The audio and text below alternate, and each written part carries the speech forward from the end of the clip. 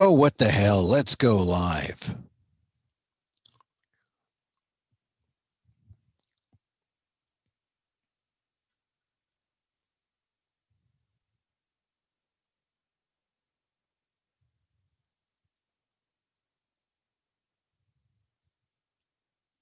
And hi, everyone. It's Emil Guillermo. Hey, we're getting the hang of this. I think we're actually getting the hang of this. We didn't have any strange disruptions this morning. Hi, I'm saying hi. You notice I'm double barreled today, double barreled Kuntang Gangs with tinsel, and even Benny Agbayani here is tinseled up. Benny Agbayani, who is, I'm fond of saying, probably the best Filipino American Major League position player, the best player. We reserve that for, without doubt, Tim Lincecum, San Francisco Giants. But Benny from the Mets, Benny and the Mets. All you Mets fans in the New York chapter, you know that, how important Benny Agbayani, number 50, the Hawaiian Punch, was. So he's the star of my Filipiniana closet. Once again, I'm the vice president and museum director of the Filipino American National Historical Society Museum. And we're here. We're here to open up the doors live. Every Saturday and Sunday, we push open the doors, the virtual doors that are closed because of COVID. They said, hey, you're not opening up. And yeah, we comply. We are closed, but we're open. We're open virtually. We do this. We do our thing, which is to tell the Filipino American story, and we do it each and every weekend. We're only open on weekends, the museum, but the virtual pop-ups can happen anytime. Watch out. Could be a surprise attack one week. I mean, some weeks I have come on Wednesday. In fact, I came on a Wednesday when I believe it was when they took the vote in the Watsonville City Council, and coincidentally, we talked about that on our Saturday program. We had Juanita Salai Wilson, who was born in Watsonville, talking about her dad, and it was a sad story when she talked about her dad, because she talked about her dad, and it was just a reminder about how real this history is and what the history, how it impacts us, right? And uh, if you caught, we had a little audio problem. We're going to have her back to tell her story. But if you missed some of it, I mean, it's worth going over again, worth going over or talking about again, just because the story is so rich. Her father came from Ilocos Norte. Her father, whose name was Mamerto Sulay. Sulay, it was his surname. I always used I always used Sulay, or knew Sulay as a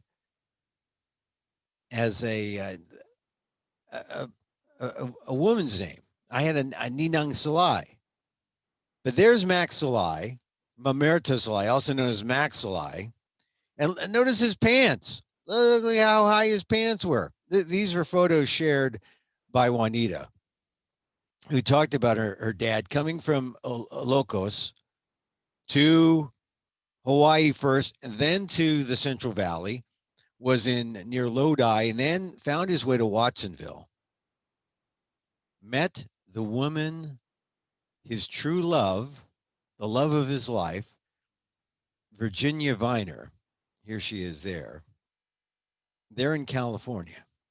So if you know the history, you know what happens next, right? They can't get married in California. The anti-miscegenation laws were too rigid, would not allow Filipinos to intermarry with whites. But what if you're in love, Emil? What do you do if you're in love? Well, good good question. Mamerto, Max Salai, took Virginia Viner up to Washington State, 1940. They got married, and there's their wedding picture. Of course, sepia toned. Huh? I so many sepia toned photographs. And I know if you're of a certain age, you have sepia toned photographs. They look like that. It came sort of pre-Filipinoized, so you can say, "Oh yeah." But look at Max in his tie and his high waist soup. That's not just a high waisted pant. That's a super high waisted pant. And look at him with holding his bride. His arm, his claws around his bride. You know, my wife is also Caucasian, of the same background, similar background to Virginia Viner, background of descendant of Scottish, Irish, English, and I just know that I saw that picture. I related. I said, "Wow." I know it was like because when my wife and I dated in San Francisco in the '80s, we would go to St. Patrick's Church on the mission in the Mission or Fifth and Mission downtown. We go to a dinner. I'd get invited to the dinner there to speak or something, and they'd see my date, my wife now, and an old Manon came up to me and said, "Oh, Emil, we would be killed if we were seen with a girl like her." What? You know, I mean, I know that because I've read stuff like that, but I never had a Manon who was, he must have been in his 80s then, come up to say that to me. So when Juanita Salai Wilson yesterday was on the program, shared this photograph of her dad and her mom, that's history. That's Filipino Americans defying history. That's Filipino Americans saying, we'll abide by the law. We won't get married in California. We will go to Washington State.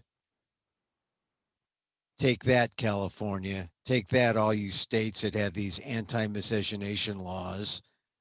They got married in Washington, made their way back to Watsonville. And to hear Juanita tell it, it's funny, she never really had a sense because her of any of this because her parents didn't talk about it. But she felt it. And what did she say? She said, that was the reason we went into town with my mom alone and not with my dad. So what does that say?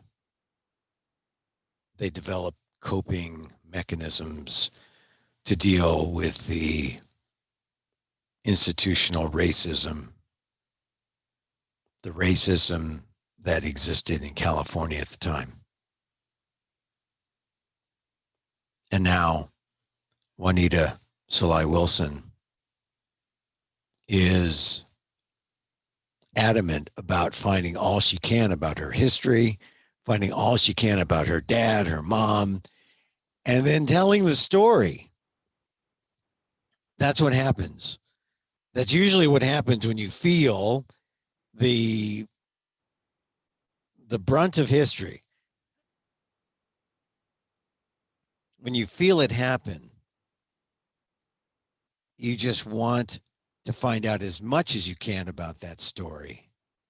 And then you want to tell it and tell it and tell it again. That's how important this story is. One man's story, one woman's story, Juanita Wilson's story about her dad. But it's all our stories, right? It is all of our stories. And that's why we do this. That's why we're volunteers in this endeavor, the Filipino American National Historical Society Museum. So we can look at that picture and we understand. We can feel the pain. We can feel the history. We can feel it as a true story of the heart. And we know instinctively how we must continue to fight to right the wrongs that we felt from that pain. Because we've been feeling it ever since the 20s, the 30s, the 40s, the 50s, the 60s. Even though the anti-miscegenation law in California was reversed in 1946, even though it was reversed, and the law in the nation changed in the late 60s, 67, I believe. Still feeling it. Still feeling the impact of that. The impact of that law. Like, as I mentioned to Juanita, well, God, my father and your father came at the same time, and your father got a little luckier than mine early on to have a family. They didn't want Filipino Americans to start families. And if Filipino Americans were able to start a family, by golly, that was a miracle. That was if you're having a baby or getting married around Christmas time, that was practically a Christmas miracle. If you have parents who have anniversaries around Christmas, if you have, and you probably do have a sister or a half sibling, if her name was Holly, born around the Christmas time, Christmas miracle. That's what it was. No less than a Christmas miracle. If they were born in the 20s and 30s and 40s, so that first wave of Filipino Americans, that's important history that we should never forget. I mean, they always say, we never forget. We'll never forget. Yeah, the wars, the things that created real impacts. We never forget Pearl Harbor. That's another phrase attached to Pearl Harbor. And we've talked, if you've been with us the last couple of weeks, we've talked about Pearl Harbor and the shameful, surprising reactions by some Filipino Americans during that time. But in general, the idea we never forget applies to all of history, because whether it's a bombing, whether it's a war, there were damages. There were consequences. We felt it. And then those consequences, that's part of our story, part of our history too. More than a story, it's part of our explanation when we look back and say, oh, what happened? Racism happened.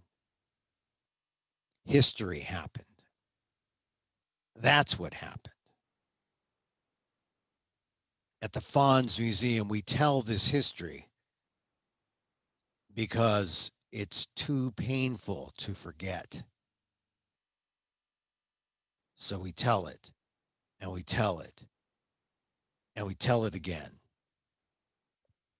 And when Juanita Salai Wilson showed this photograph yesterday, I mean, I said, send me some photographs of your dad.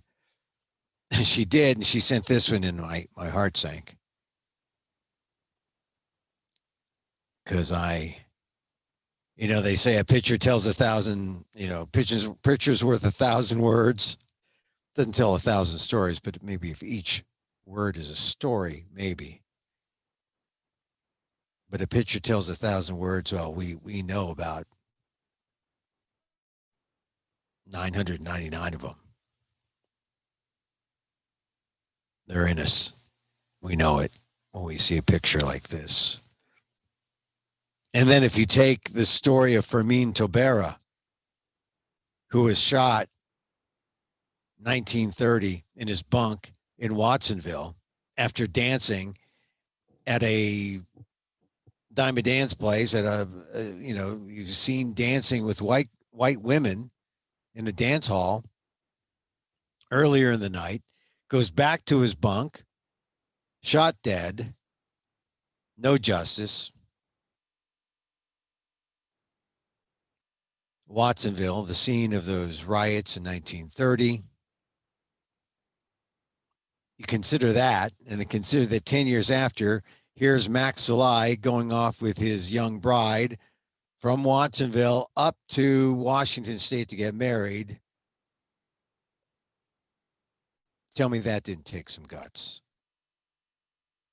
Tell me that didn't take some courage to be Filipino American and in love.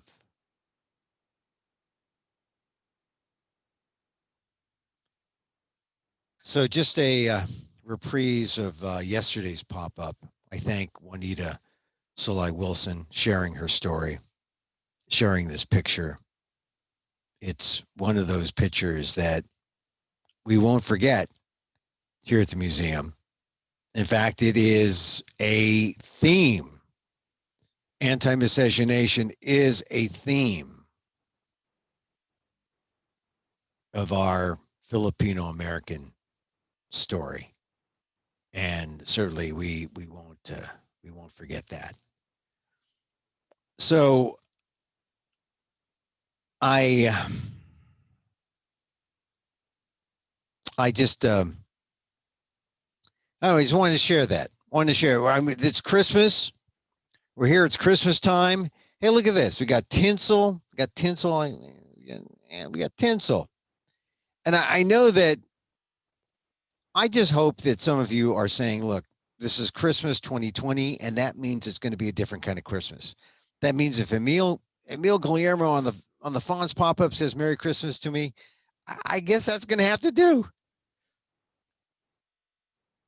We're going to have the president of the FANHS Museum, Jalissa Walker, with us today.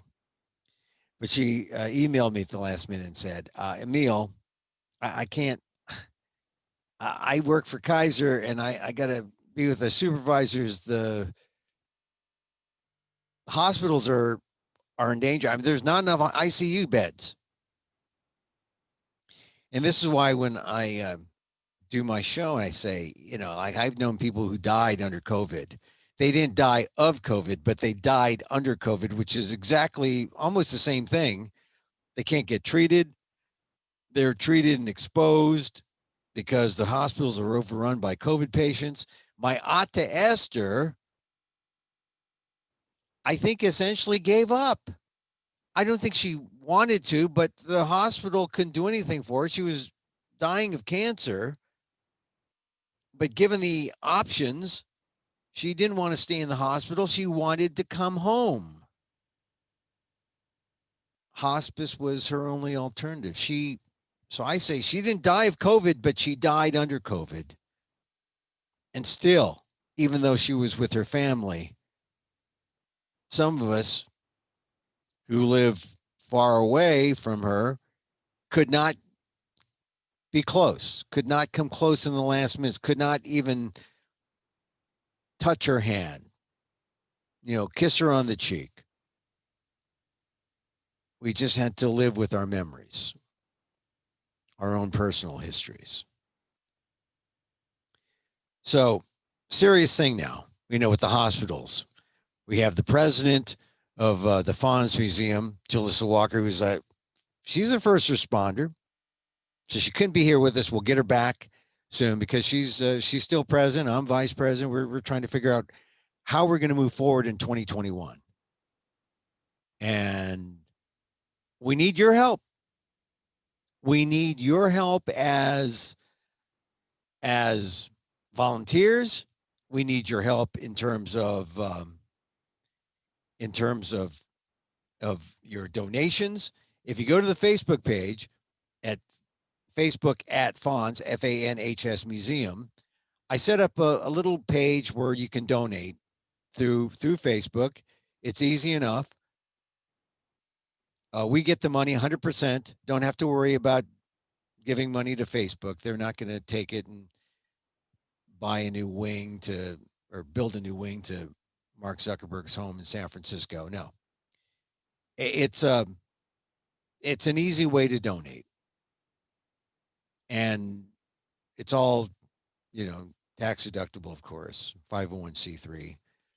But it's a way that you can, in the last minute, you feel like donating to our cause. Once again, we have to pay the rent every month. We occupy a space even though we can't open. And then we do these programs to make sure you know that we care about you, to make sure that we're still thinking about the Filipino American story. So donate there. And then we can also use your hand. There's treasure and then there's your talent, right? Just like they say in the churches we don't go to anymore. I guess there are some churches that allow us in, but I haven't been to my church in some time. And frankly, I don't know. I miss it a little bit, just a little bit. But now that phrase, give us your talent or your treasure. And so we took care of the treasure part with the donation. We thank you. We thank you for helping us keep the doors open. But your talent, computer talents, clearly my design expertise with tinsel could use some help. Clearly, share your talents. You can email me at, what email will I use? I'll use my Amok Guy, AMOKGUY, amokguy@gmail.com. It gets to me. Or just leave me a message here on the chat. It'd be good to see more people part of this mission. Talent and Treasure 2021. The museum wants to grow. We've been incubating during COVID. We've been thinking about what we want to do. And with your help, we'll reach new heights, new goals. New year coming up, 2021. We're excited. At this point, I want to bring up one of the first people I met at the museum. He's kind of like our unofficial sergeant at arms. Every group needs a sergeant at arms. You need a former military guy, some guy who acts as a kind of like the cultural bouncer. If he'd never bounce you. He'd always give you the option to leave on your own volition. No, he's a good guy. I asked him on because I hadn't seen him in a while. I mean, some other people I've talked to, we've engaged, email, phone, Zoom meetings. But this guy is really one of the cornerstones of the FANHS Museum, and you should meet him. His name is Christopher Castro. Chris, reveal yourself, please. Chris. How you doing? Is it too much to call you sergeant? A sergeant, essentially, you're the sergeant at arms, right? Along with the other things that that I involve myself in, like dumping the trash or Hey, hey, Chris, running. you are Mr. Infrastructure. He's the museum. You're museum infrastructure. But and quite frank, yeah, well, I spent 4 years in the Air Force, and when I was discharged, I made the rank of sergeant. And when I, the term sergeant, I guess is always, in every good unit, you need a sergeant to run things, and they're they're the backbone. So I always sort of took that that moniker to heart, and so I sort of like that, but also like Jean-Luc Picard says in Star Trek, a good leader rules by consensus. So you have to listen to everyone and to form the best opinion, but ultimately the decision will be yours. Hopefully it's based upon good data. Yeah. Well, you need the data. And unfortunately, we are in a society that seems to be running away from data all the time. Even though we got the data, this virus is not a hoax. I'm driving around my neighborhood. People are coming out of their cars and doing the small gatherings bit still. They're not hunkering down saying, we got to listen to Emil Guillermo's vlog podcast or whatever he calls it on Facebook, because instead of like meeting in small meetings, we ought to be with Emil. They don't say that. They say, we're gonna celebrate Christmas and expose each other.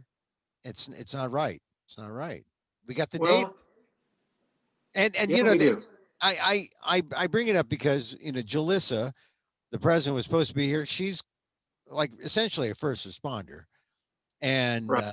at Kaiser, and so many. If you've checked out the news over the last couple of days when the virus has been at its height and the vaccine has been, the initial doses have been passed out, you notice the number of Filipino Americans who are on the front lines who are getting vaccinated. And hats off to you, all those on the front lines who are getting vaccinated. Now, Chris, I don't think there's any, well, I don't know. That's still a doubt. There's still an open question among many other people in the Filipino community. I think when we had Lizelle Tanglao on, who's running tayohelp.com, which is a website that tries to dispel myths about the virus and vaccines. She says the latest surveys that she has seen says that Filipino Americans are still kind of hesitant and don't want to take the vaccine. What is your sense of whether or not you and your family and friends would be open to taking the vaccine? Well, being as this is a free and democratic society, that's up to every individual to look upon themselves and see, look at the data, look at, what you feel and do what you feel is right for your family and those that are close to you. As for myself, I guess I have the luxury of thinking that there's going to be enough people ahead of me to see and to form, to see the actual living trials that will be happening. But it was like, you know, uh, when you went into the military, you didn't have an option. You were given a battery of vaccinations, in a matter of days of of of your Deployment. first indoctrination. So you go through some physical changes, and it doesn't even dawn on you what had just happened until later, when you think that because you're too young to understand that, at least at that time, because this was 1970 and the world was a different place, and there was a different level of trust, pre-Watergate and everything else. So, but I'd like to think that Kaiser, I get my flu shot every year. So, Yeah. yeah, when the time comes, of course I will. Yeah. Of course I will. I will. I feel the same level of skepticism that you do, in a way. And if certainly if people feel skeptical, they that is their right. But I think that we're both sort of back in the line. We'll see what happens. We'll try Right. to. I'm hunkering down, trying to self quarantine to make sure that I last and that I stay safe. It's just my wife and myself, and we try to take all precautions. We go out and shop during the least busy hours, right? And so when it's our turn, we hope to have all the data that we need to say, yes, this is the right thing to vaccinate. And I know that when my mom and dad, when I was a little kid and people had to get polio vaccinations, you took the sugar cube, right? You, Yeah. you, just, you Right. just took the Right. Right. sugar cube and there was no if, ands, or buts. And I No. just know that when I see frontline people go out there and and willingly take the vaccine because it's their job. They believe. I mean, I talk to Filipino nurses, and there's something in a Filipino nurse's mind that says, "I'm here to serve. I'm here to help." I talk to Filipino nurses who just do not want to let any patients die. They're they're dedicated to making sure that their patients get well and go home whole. And so, no, but I know that there's a lot of Filipinos out there, a lot of people in general out there, a lot of African Americans, people of color who do not, you said the key word, it's trust. Do we trust? And historically, there are enough examples that show that maybe you don't trust the government. You know, Tuskegee Airmen, syphilis test there. Uh, I think it's kind of comical when you see the vice president go out there and take his shot, and then the president is back in the office, you know, bragging about bringing the vaccine that he won't take and all his fans won't take. So that's a kind of irony. But I think that there is data out there that shows the vaccine is safe. The vaccine is can be helpful. So I hope those people who are if you the people who are early in line, they're the ones who are, 80, 90 people in nursing homes, frontliners. They believe in data, and I hope that their example will lead the skeptics who are behind them. So Well, let's hope that. You know what I mean? Let's hope that and be a little bit more optimistic, you know, for the future because the future depends upon it, yeah, and as well as the future for life in itself and what we do, like having the museum here. We have a space that we have and we maintain. I was just there yesterday updating the various systems that need to be updated and doing regular routine maintenance in the building, because you have to do that even though it's not being occupied. right. Yeah, so you want to hope that in a short period of time that we'll be able to open up, albeit slowly, realistically, and so we can get people in there. So because there's hope and optimism. We want to be the FANHS Museum in Stockton is looking forward to working in conjunction with Stockton Unified with a new program Yeah, that was brought up to our attention. The museum team along with Dr. Richard Tanaza and Terry Torres, the museum team lead. So and it looks very hopeful and optimistic to working with high school and middle school students in Stockton yeah, and yeah, about Filipino American history in Stockton, the epicenter of Filipino history in the beginning in the 1920s and 30s yeah. and prior to the war. This So place.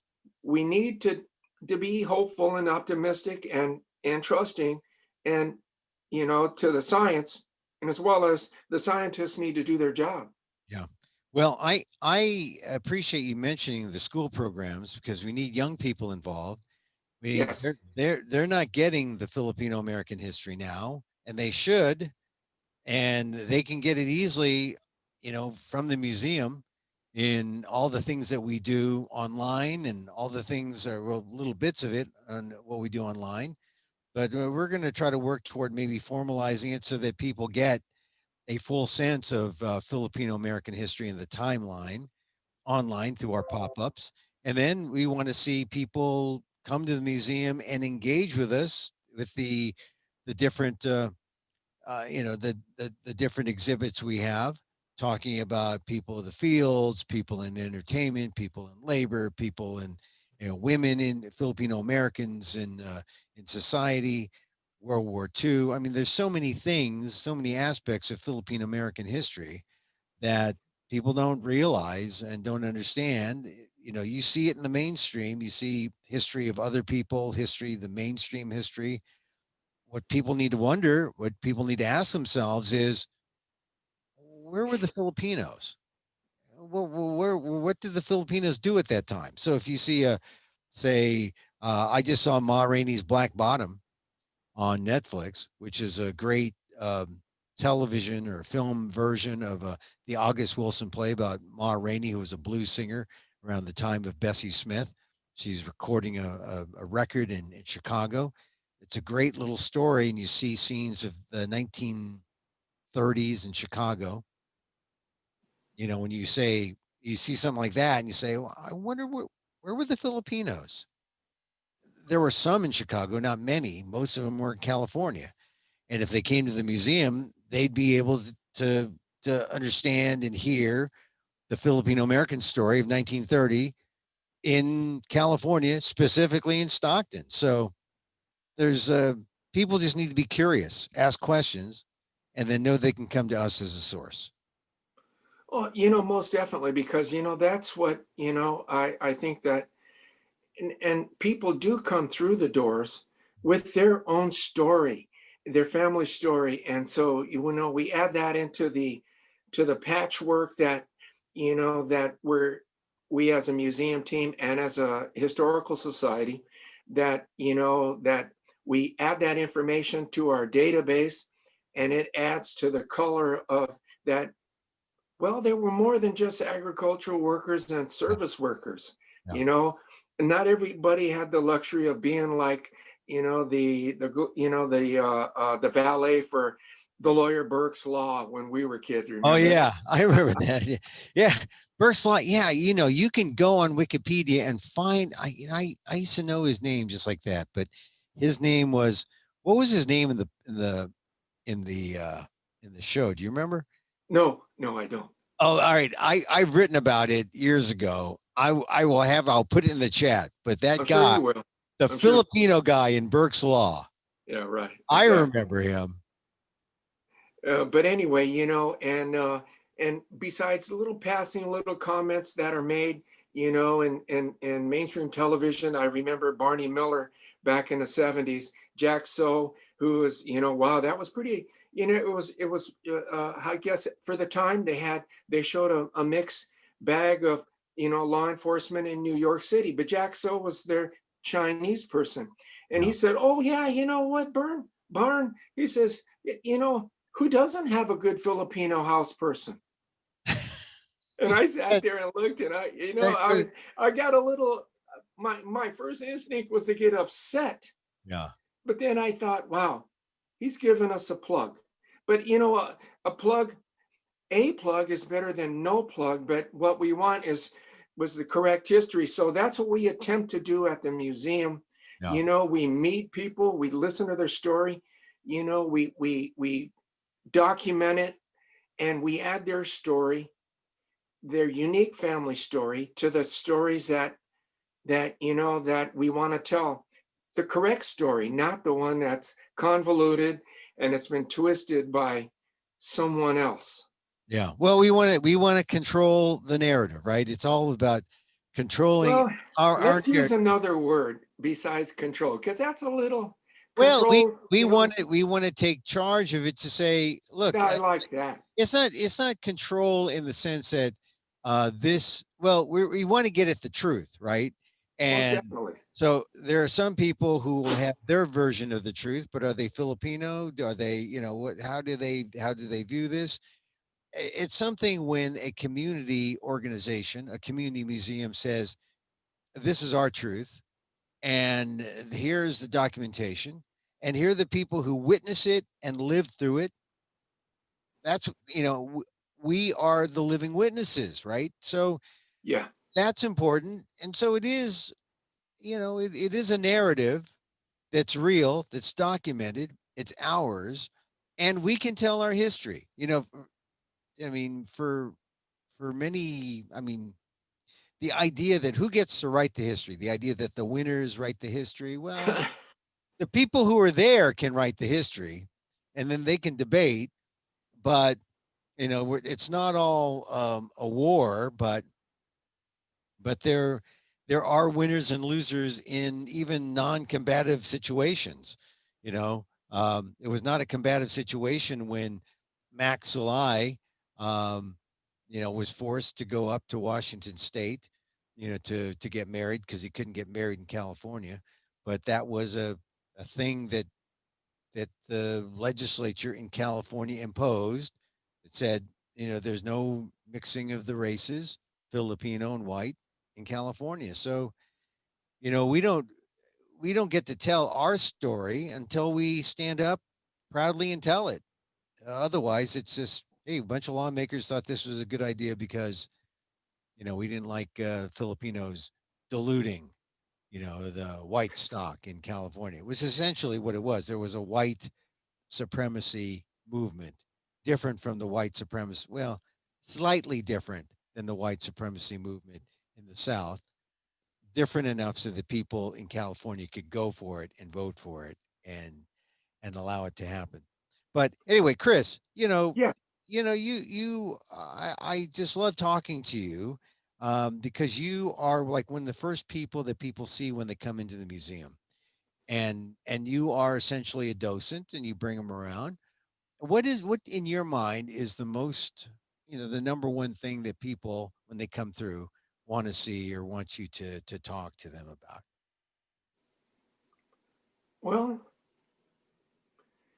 that's kind of hard to say because with each person that comes through, Yeah. they have a preconception as to, you know, what's on exhibit, and when they come in, and we do have, we have a wall, what we call the West Wall, which represents, our FANHS national organization, and it covers, uh, chapters from Hawaii to Alaska to Florida to New York, Chicago, and so it covers a pretty good spectrum of Filipino American history, and throughout the country.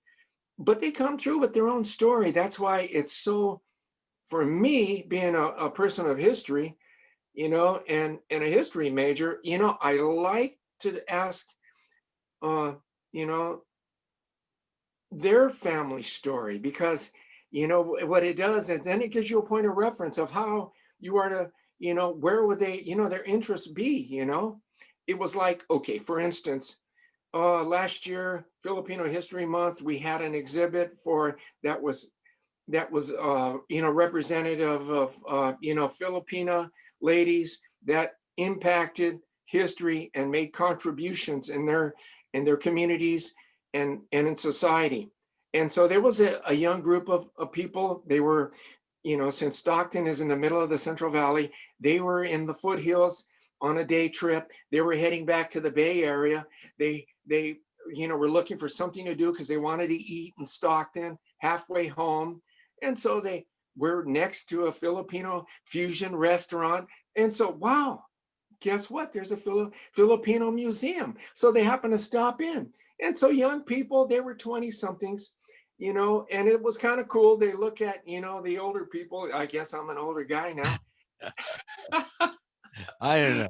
You're so, young. so anyway, so they came in, and, so you go, hi, hey, how you doing? The first thing one of the younger ladies saw was all those ladies that were, their photos were being exhibited on the east wall, where we do, where it changes to, to suit the, whether it's Filipino History Month or a holiday or some important, exhibit that we want to, show. Boom, she went right over there and took a look. She started reading each one. And so, the other members of their party, there was three couples, and so they were looking, but I guess she was like the leader of that group because they kind of followed her, and finally, they're looking around and talking about their stories in the Bay Area and their immigration story, the Filipinos that were in the group. And so it was cool. We were sharing stories and looking at the other photos. But the one young lady said this, my picture is going to be up on that wall.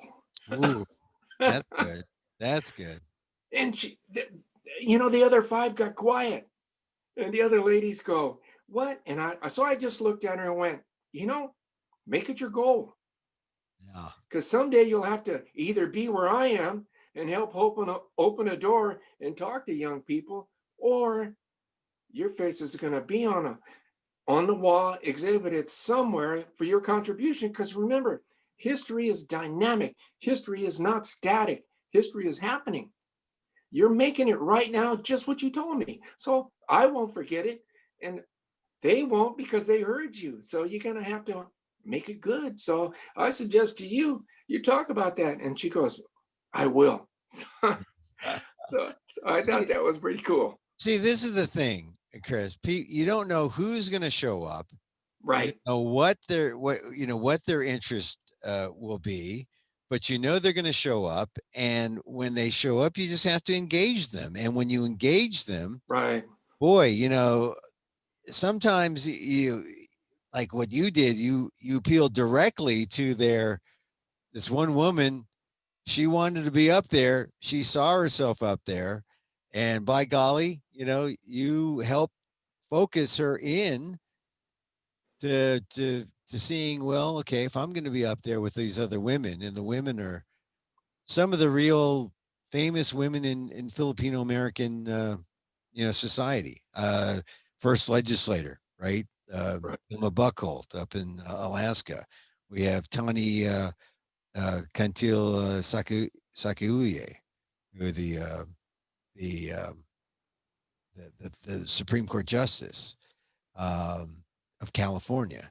We have, and if a woman who's just coming down from the foothills back to San Francisco, she's seeing, who these people are. She's got some lofty goals. That's great. But it's having the brick and mortar place, if you will, the actual, place where, these things can be exhibited. Mhm. It's truly the accomplishment. And that's the accomplishment of people, for the last 100 years of Right. having goals. Yeah. And, those of us that take our place in line to make sure these goals come to fruition, that's why you're there. Yeah. Well, I'll tell you, the museum is one of those things where sometimes it seems like, oh, thankless job, but it's got to be our passion, right? Because we've seen the history. We don't want people to forget. We don't want to forget, because by committing this act of history, we're we're leaving this legacy. There's we got future generations, which is why I'm so happy to hear you talk about the possibility of doing more with the Stockton schools. We got to do more than just the Stockton schools. We can do every California school, but the young people need to learn this history, know this history, and the museum certainly can be a part of that in the future. So Chris, tell me, what is your favorite part of the museum? I know that you're a vet. I don't want to say, oh, automatically the World War II stuff, because there's a significant amount of that. But what is your favorite aspect of the museum? Uh, well, it's probably a twofold answer.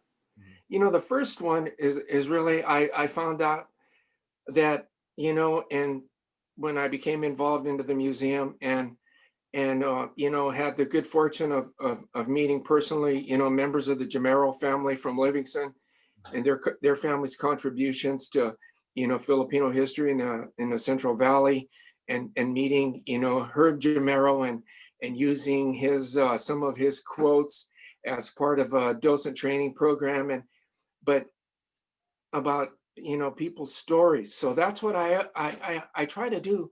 I try to ask that their family story, because then, yeah, my family has a story as well. You know, uh, their immigration story of leaving the Philippines, in 1920 to go to work in sugar plantations in Hawaii. You know, but then when you add their stories in, and it enriches yourself, and it makes a connection with them. So you're not just some person working in there, but your story is very similar. So that part I like, because then, it adds to the living history.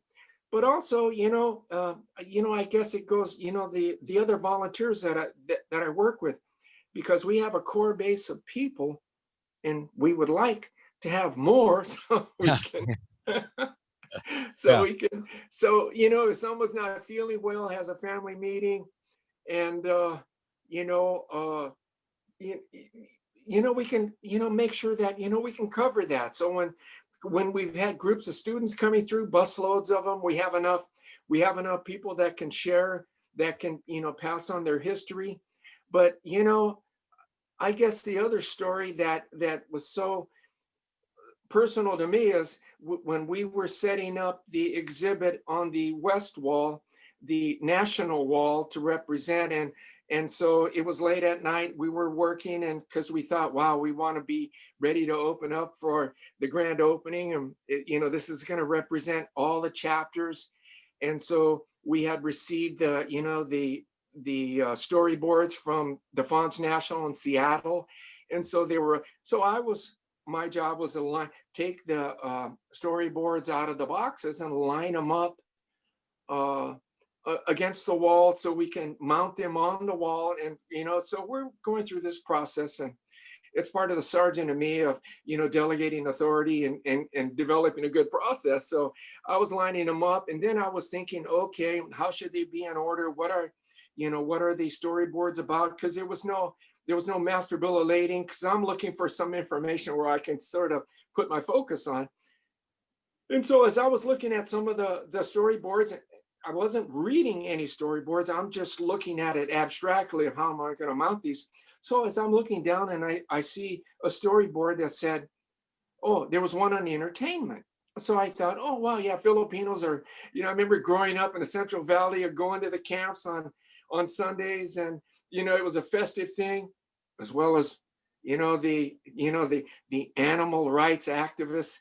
They would, I Yeah. know we can't, we won't mention that, Oh, but you can mention there were cockfights there, and we have a cockfight thing right now, and it's yes, we do. Yes, we yeah, do. it's very informative and talks Yes, about yes, it is. what happened and still happens and out there. It's we would rather Right. they use tofu chickens as rather than real chickens, but So anyway, so I'm setting up the storyboard. So I look at the entertainment because I remember listening to the music, and everybody had a family member that can play guitar or bass, or they could sing and dance, because and then this was good entertainment, you know. yeah, So, and when I looked at that, and I was shocked. I saw my mother. She was one of she was one of the people on the board. I wasn't asked, it was my younger brother who has been a member of Filipino youth activities in Seattle since 1970, and was a member of my sister dances in the troop. She's a FANHS member, and they're at FANHS Greater Seattle. And so, our family's been pretty steeped, and, doing our share yeah. and doing our share and doing what we can. But when I saw that, I was shocked. I would go, oh my God. And so, Mel Lagoska, as you've interviewed, he asked, are you okay? You know what's going on? And I go, wow, that's my mom. I was shocked. I was shocked, happy, and I was humbled, because I go, well, I guess I'm in the right place, Yeah, because, I guess I'm doing the right thing. yeah. But but I'm not there for that. I'm there because, for all those sacrifices that were made, your father, everybody else. So, but it it gave me a hey, okay, you know, there's my family in our story. Yeah. Yeah. And that's the thing about the museum. We we tend to think that the museum is about stuff, but the museum is about soul. It's about, the stories and the heart. And the stuff is nice when you got the stuff, but the stories are what connect us. And 2021, if I'm still a museum director, I want to make sure that we go in that direction where um, we get the stories of everyone, and that they're represented, and we tell those stories when we're open. And hopefully we can be open more, and hopefully we can we can have a traveling museum where we go from just up and down the coast of the West Coast, from our area in the middle of California down to the south, up the West Coast, all the way up to Oregon and Seattle, and then we take another swing on the east side and the East Coast, and we take another a swing through the south from Arizona and Texas, New Mexico and Florida and Louisiana. there, I mean, Louisiana, that's where the first some of the first earliest Filipinos. Huh? Yes, you know what? They jumped ship and Yeah. they created the Manila Village.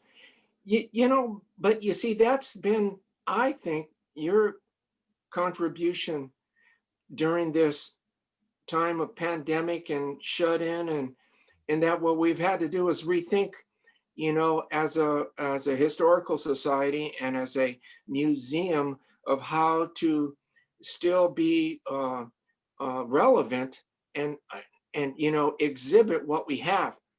And the Zoom has really done that. It it helped to put us, electronically, and give us more of a broader voice, of what we have. And I think your idea about doing Zoom, from the museum, because we can't have people in, Yeah. but we can Like have, two or right, we can three, have, 2 or 3 right, minutes. exactly. We can have one person, doing video and describing. We can focus in on one exhibit, for your pop-up shows. Yeah. Well, You know, I just think that when I saw you there yesterday, and uh we next time you're there, we're going to do it, and we're going to record it, and we're going to just go through like one panel, one wall, and talk about that, because we want to make sure people know that while we're virtual, we do have a space. We have a 1,500 square foot space, and once we beat this, but it looks like it may be a while. It looks like it yeah, right, right, right. could be, I don't know. They're saying 500,000 deaths by April. One of the last times I was at the museum was March, when we opened up and welcomed the exhibit by Tony DeZuniga, the DC Right, martial artist right. who did Jonah Hex among Uh, his characters. He was the creator of that. He was Filipino American from Stockton. We had his artwork up, and I thought this was the beginning of, it was the start of the new board of the museum. And I was the museum director, and I thought this is going to be the beginning. We've got newspaper interest. They covered us in the Stockton Record. We had a full house that day to welcome the uh, the artist's widow, and I thought it was a great event, and then we get shut down. So but it's it was good because you see, and that's one of the few times I wasn't there because I was out of town, but I did it remotely because I was yeah, able to access in, yeah, through the security system.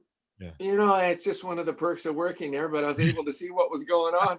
And so, but you know what? It was good, and it's a shame, but it's not the end, Yeah, it's not the because end. Not the no, end. no, it's We're not the end, because you know what? It was like, you got to look at it this way, your father and all of those that came before, they survived that last pandemic because they were alive. Oh yeah, yeah. They were alive. Yeah. My So father he was born 1906. yeah, The pandemic 1918.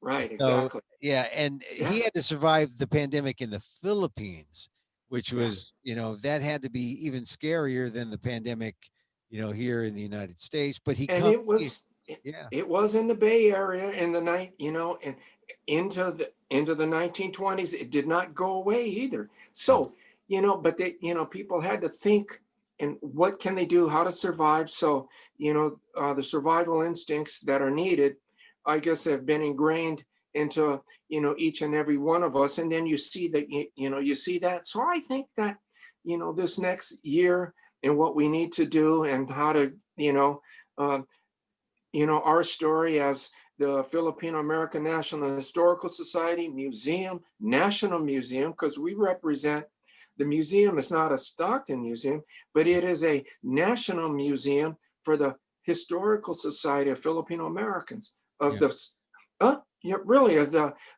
of the story from 1898, yeah. when, colonization, until, liberation, and moving forward. Yeah, Chris, you mentioned some things that are really key here.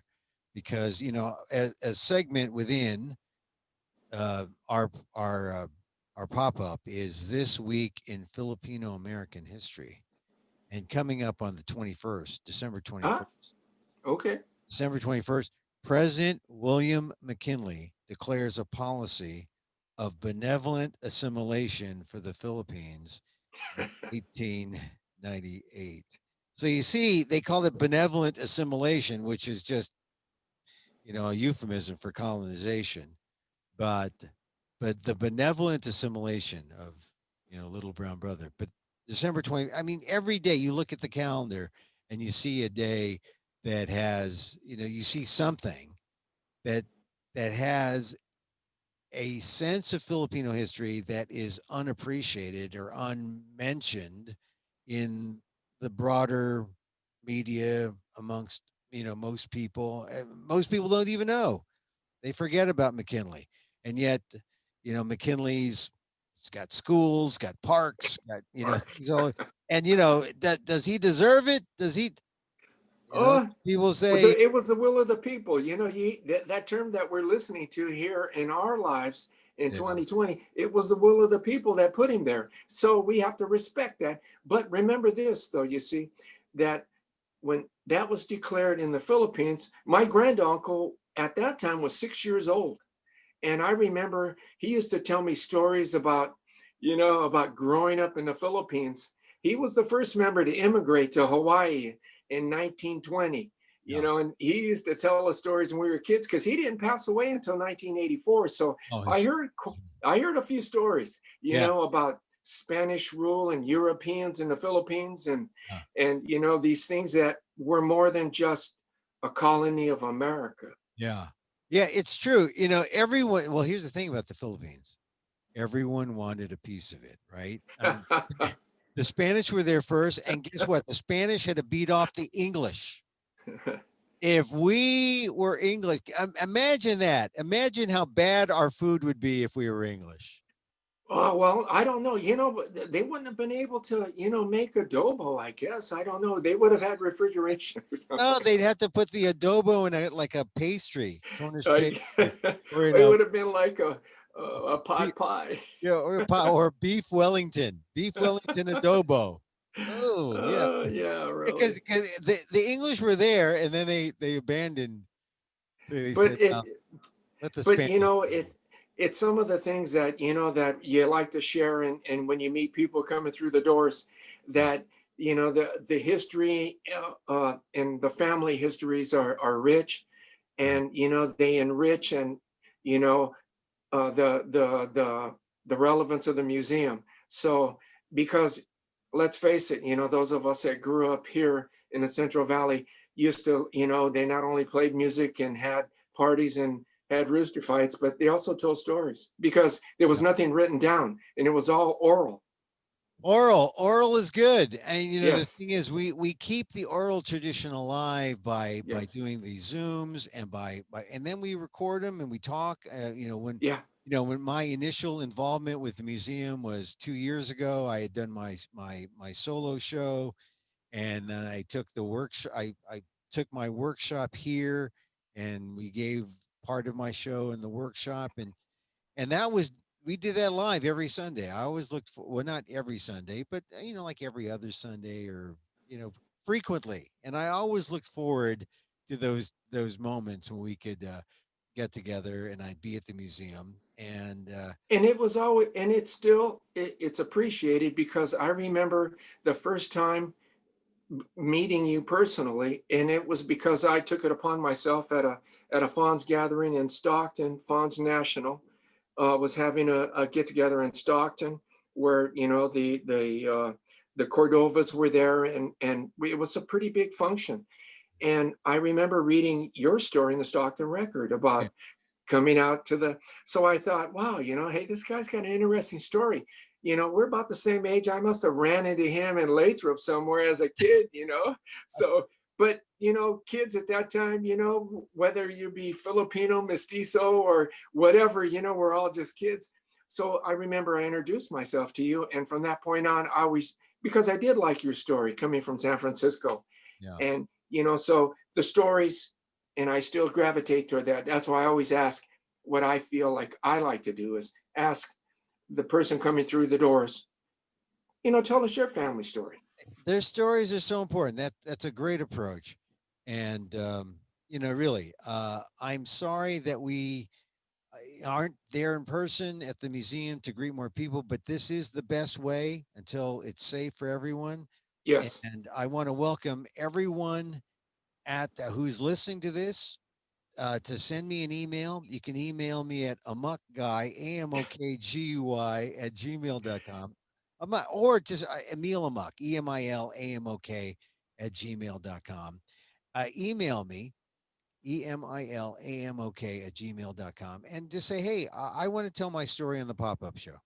Because, I can't come into the museum to talk to Chris.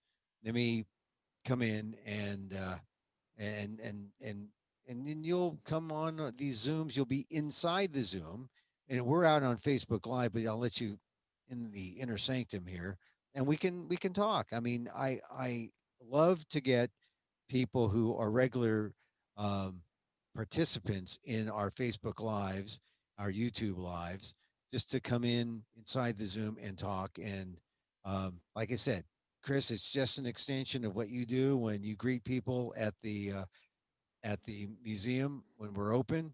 You know, we want them to tell their story. So Most definitely, and we look forward to that. And starting very soon, you'll do your pop-ups. One of the pop-ups from the museum, whether it be myself or Terry Torres or Melagaska or Elena Magajas or the infamous Dr. Richard Tanaza, yeah, or anyone, or Beverly and Cabo, or any one of the other museum volunteers of doing this, because this is what, why we're there, what we like to do. And you know and it's not an obligation, but it's a labor of the heart, yeah, really. and it's important work. So, Chris, Yes. Okay. thank you again for being with us. Christopher Castro, one of the original founders, one of the key members of the museum team, former board member, the unofficial sergeant at arms of the FANHS Museum. Thank you, Chris. I really appreciate Roger that. We'll it. Hey, see you. Okay. have a Merry Christmas, huh? Merry Christmas. Merry Christmas to you. Right on. All right. Okay. Chris, We'll see you, buddy. see you. See you, Chris. Christopher Castro. And, he's really one of the good guys at the museum. And he's right. Come through the door. Tell us your story. Tell us your story. And if you like, come volunteer. Send me an email. Emil Amok, EMILAMOK at gmail.com. Leave a note in chat. Let's talk. There are a lot of people like yesterday's Juanita Salai Wilson. We were able to connect because I noticed she was coming to our pop-ups. Let me tell you, and look, you can be related to me, and we can I'll tell your story. It's not a conflict of interest. It wouldn't be, uh, if I told your story and you're related to me, or maybe you want to be related to me.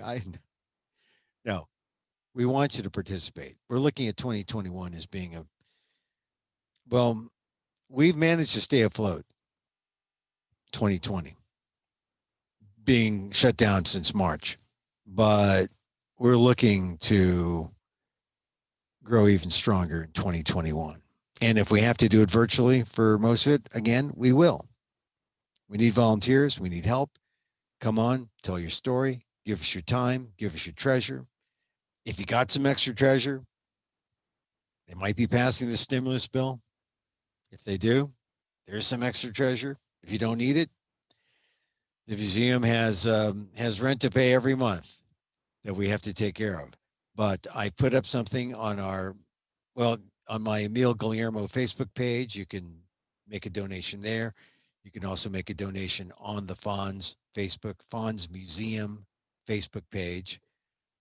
So please remember us this Christmas time, this holiday time. I do this thing this week in Filipino American history.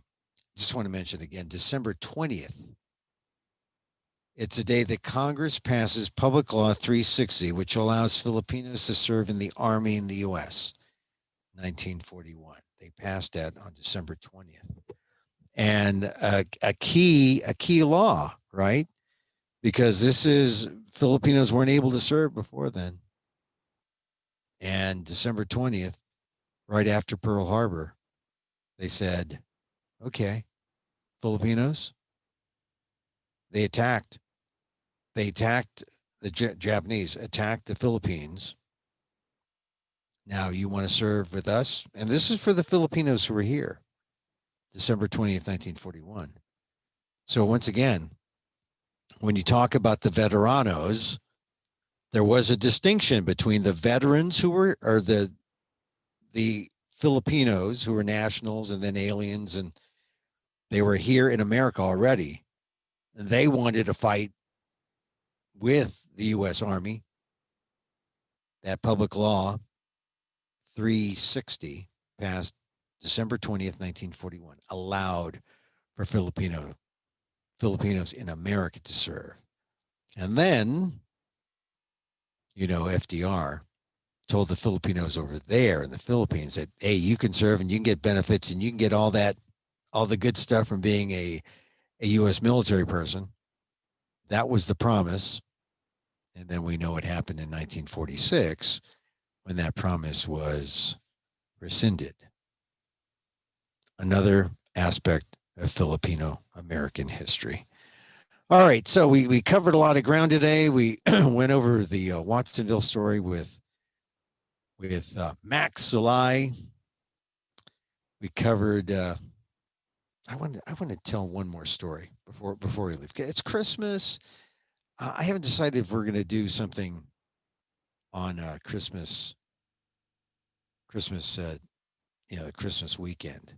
This may be it. This may be it until maybe the midweek. I'm not sure. You get inspired though, right? You get inspired and you say, oh, I want to do that. I should do something. But I want to tell one story because it's a Christmassy story. Okay. And I just want to find the picture. Okay, I've got the picture. All right, now Emil, just share the darn Zoom picture. Okay, here, I'm going to share it. Okay, here I am. Again, I figured out why I had such bad feedback yesterday. Okay, that's my dad. And that tie, that god awful tie, which has, I don't know, like a bull, and I guess that was like the horoscope signs, right? I think that's Gemini or something. Anyway, there was my dad, right? And yeah, that's me. Okay. It was a long time ago. I think I shaved off my beard. No, I didn't have a beard back then. I was a little kid. But my dad, during Christmas, this was his time. We had a living room set up with an RCA TV. It was a big RCA TV. And then on top of the TV, he would put our small Christmas tree. Because Christmas trees, not necessarily a big thing in the Philippines, right? But if you had a Christmas tree and you're Filipino American, it showed you're willing to conform. You're willing to be part of the greater American society. You're willing to be American, right? So my dad would take a tree. It wouldn't be a tree. It would be a plastic tree. It was plastic. But he would put it together like it was so intricate.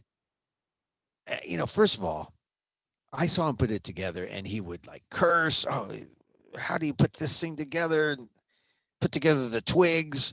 It was a complicated plastic tree. They hadn't made plastic trees easy. It was sort of like building a one of those model airplanes, where all the pieces come stuck together and you got to like take them apart and then you got your glue and then you got to, follow directions. Follow directions. So my dad, he's trying. He said, well, I got to get the tree up for the kids. That's how he talked. Got to get the tree up for the kids. Damn those kids. Okay. Trying to put it together. He looked just like that. And I'd watch him. And it took him maybe several days. It took him a while. But when he was done, there it was. It was like a tabletop tree, a little better than a Snoopy tree, a Charlie Brown tree. It was a tabletop tree, lit, glorious plastic Americana. And it just was Christmas. And Christmas morning, we'd have the tree and they'd have presents. And I'd get my favorite gift of all time, which was a gray, shaggy dog stuffed animal that I called Tuffy. Tuffy, the stuffed animal. And then, the Westerns were big, and my mom, dad, they'd give me a gun. Little did they know that they were really trying to encourage the adherence to the Second Amendment in me or something. I don't know. I had a gun, and I remember a picture where my dad was taking a picture, and I was pointing the gun at the camera. I had a cowboy hat on, so I was cool. I was a good guy. But that tree was always at the center, right? We were always sitting in front of the RCA television, and the tree was overlooking us, sort of like these gongs are now.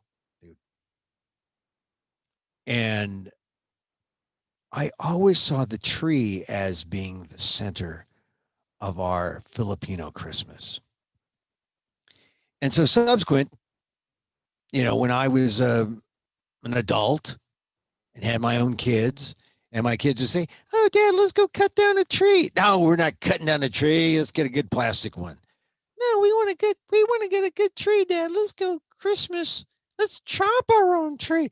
Chop our own tree? That's work.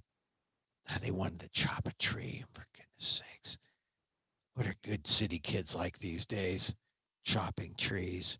So we weren't really at the city at the time. We were in the suburbs. But still, good suburban kids, you'd think they'd warm up to a good plastic tree. No, they wanted a real tree.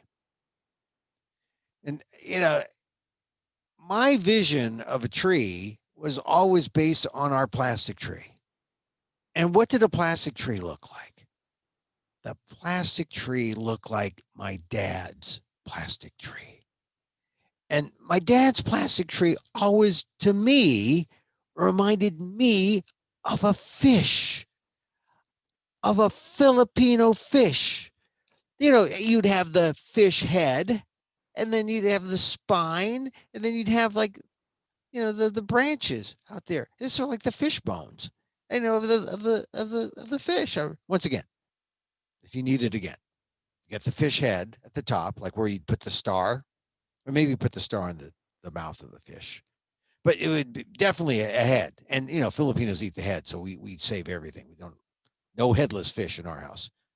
So you get the head, then you get the spine, and the spine would have these fish bones coming out from the center, sort of like branches. And then for the branches would have twigs, and that would give you your tree. And to me, that was the ideal tree. So when we went Christmas tree hunting, the kids all say, "Well, how about this? And how about this? And how about this one?" They were looking at noble firs and Douglas firs and pines, and I was looking for the one that looked like a fish. It's amazing we found a tree that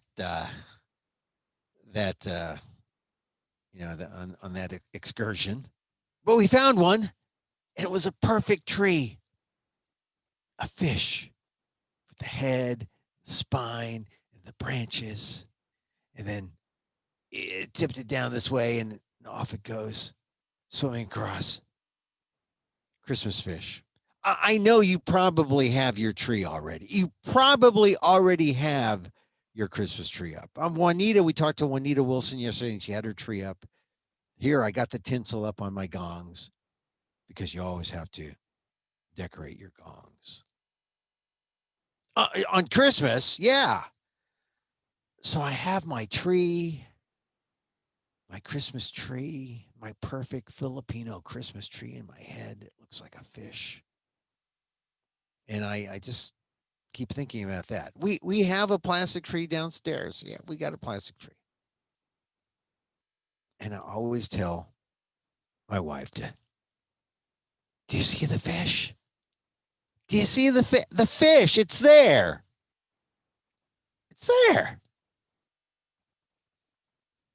So maybe that was just from having one too many Sunday mornings, walking into the kitchen and smelling the fried toyo and the garlic and the fried rice. Breakfast. And, that smell, the Filipino Christmas tree did not smell of pine or Doug fir. It smelled like a fish. So that was what I remember.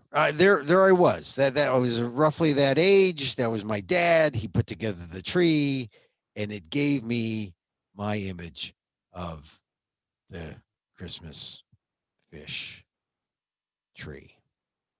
So, hey everyone, that's it for the pop up today. We'll probably be popping up, when as the urge strikes during the next week, and I don't know if maybe back Saturday or Sunday, but definitely check us out. Check out our Facebook page. We're on Facebook at FANHS FANHS Museum at FANHS Museum. If you missed any or all of this, well, what a fortunate person you are. No, you can get the replay on the FANHS Facebook live site and also on YouTube Live. So if we don't see each other again, have a very Merry Christmas. Thank you again for tuning in these virtual pop-ups, all the ways that you can contribute to us, follow us, pray for us. Pray. I think we need prayers. Pray. Yeah, pray. And really, the best of the season to you. Merry Christmas. As my late and lamented friend, the historian, Stockton native, the author of Little Manila's in the Heart, as she would say, Mahals and Salamats.